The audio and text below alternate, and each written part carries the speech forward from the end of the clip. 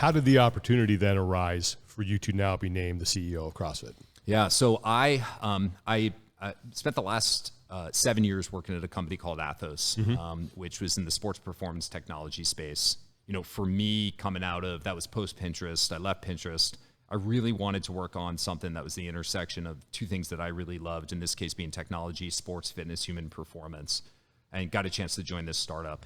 Incredible journey. I learned a ton. My first time being a CEO, working in this space and domain, and I just fell in love with the idea of working on something that could help people and improve their health and fitness. Really with conviction around, we live in this society today that has this incredibly powerful technology that is richer than it's ever been. And yet, if you look at all the measures of health and happiness, they are heading in the wrong direction. And unfortunately, the solution for most people is clinical. It's drugs, it's hospital. Yet, if you look at, the most powerful way to help people through stuff like that is exercise, it's nutrition. And so I really wanted to work on something that could help people change their lives through a focus on nutrition, through a focus on fitness. And so that's where my head was at. And I was in a place of saying, look, I'm going to spend the rest of my career working in and around this space. And then I had a friend of mine who knew that I was obsessed with CrossFit and had heard about the role and the opportunity and said, hey, would you be interested in being considered? And I said, of course, absolutely. And, thinking it would be a huge long shot for me, and then had the opportunity to meet with, members of the board, and, here I am. And throughout that process, I mean, the CEO position and some of the leadership in the company over the last 5 or 6 years has kind of been a revolving door. So throughout the interview and discovery process, why was CrossFit a good fit for you right now? Yeah. So, I guess reinforcing what you started with, there's been a lot of change. And, one of the things that I've learned and experienced, change can be really, really hard for folks. And so I knew I was coming into a situation where there had been a lot of change. I looked at CrossFit as, seeing what it did for me, seeing what it did for the hundreds of people who I've trained with over the years, who are of every age, every level of fitness, you name it. I just had huge conviction personally that as big as CrossFit is, it can be 100x bigger. Like that, the opportunity is that big. We have something that's relevant for almost every human on the planet. And so that was a huge part of it for me. And then really looking at, I think, am I in a place in my career that by virtue of my experiences and what I've learned, where I can be helpful and have an impact in joining this team and helping the community move forward and realize this goal of reaching a heck of a lot more people. And I had this really interesting mix of experiences. I had my time in the Marine Corps, and a lot of the early roots of CrossFit are grounded in the military and DOD. I had this experience working with companies that worked with small and medium-sized businesses all around the world, and understanding what it takes to support a community of small business owners and help them be successful, understanding what it takes to manage and build and scale a global business, and then having the individual experience of being a part of this community for the last 8 years. I felt like those experiences set me up well to hopefully come in and help the team and the community move this forward.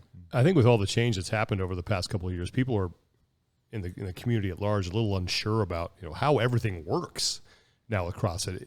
What is the leadership structure there? If you can just sort of give us like a kind of a 101 on this, on the way things are structured and how your role plays into all that and how decisions are ultimately made. Sure. So when you zoom out and look at HQ today, I'd say we have 3 primary business units, parts of the business that are focused around different parts of the CrossFit ecosystem. So we have a team focused on gyms, on affiliate owners.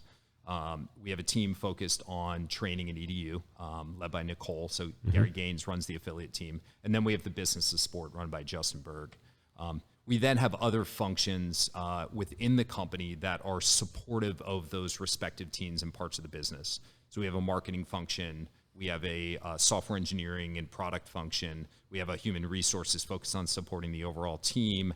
We have a finance function, legal, et cetera. So that's in large part how the team is kind of structured and focused today. How does a board and then you play into that? Yeah, so my job, what I share with the team, my job is to support the team so that we can, I stole this straight up from John Wooden, who I think is one of the greatest leaders that's ever lived.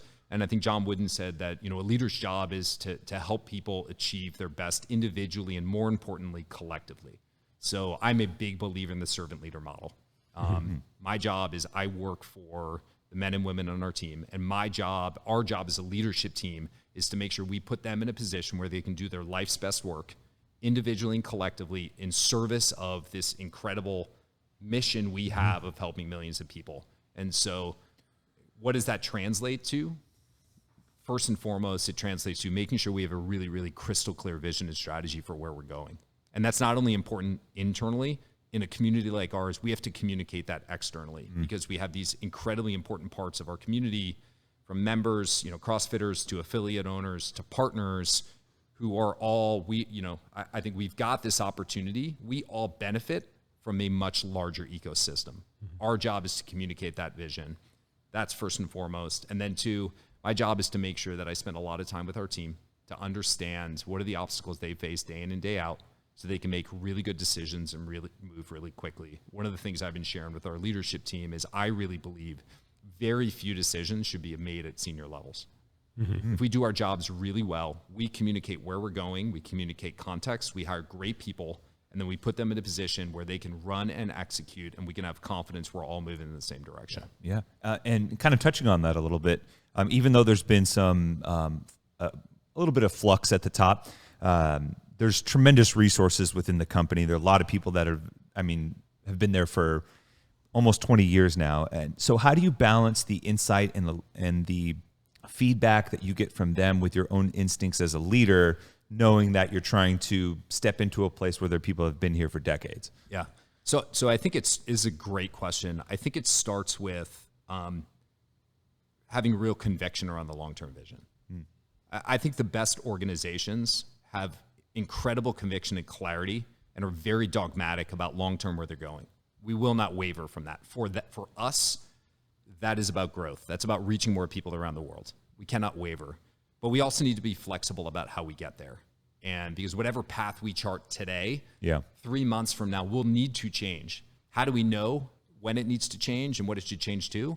We know that by listening. We listen to the men and women who are doing the work every day, who have this tremendous experience. And so I think one of the most important characteristics in great leaders is humility.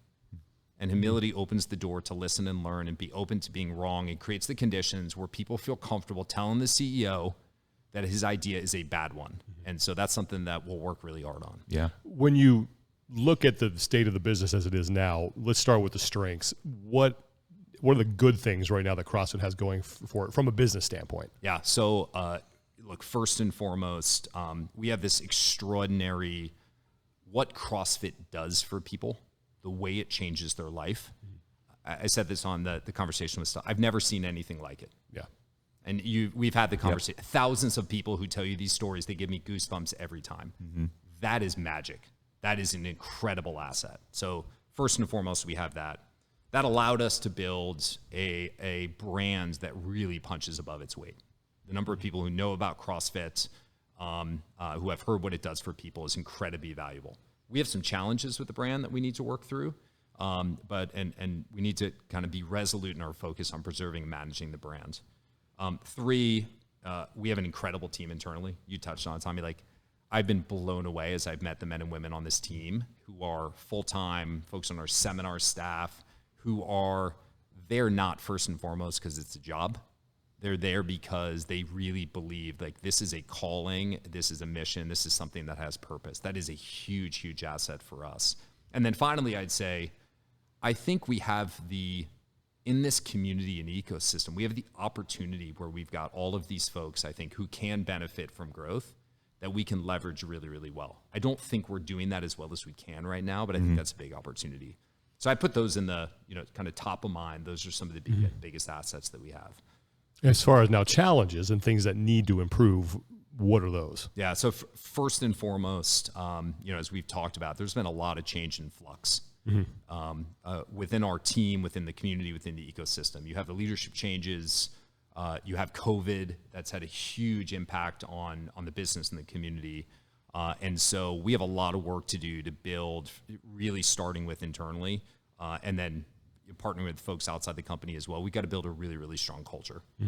I think we are probably closer to people individually doing great work. Collectively, we are not where we need to be yet, and we need to build a culture internally where we are all aligned, moving in the same direction, supporting each other, where there's a high degree of trust built on transparency. First and foremost, that's the most important thing. And if we get that right, everything else is downstream of that.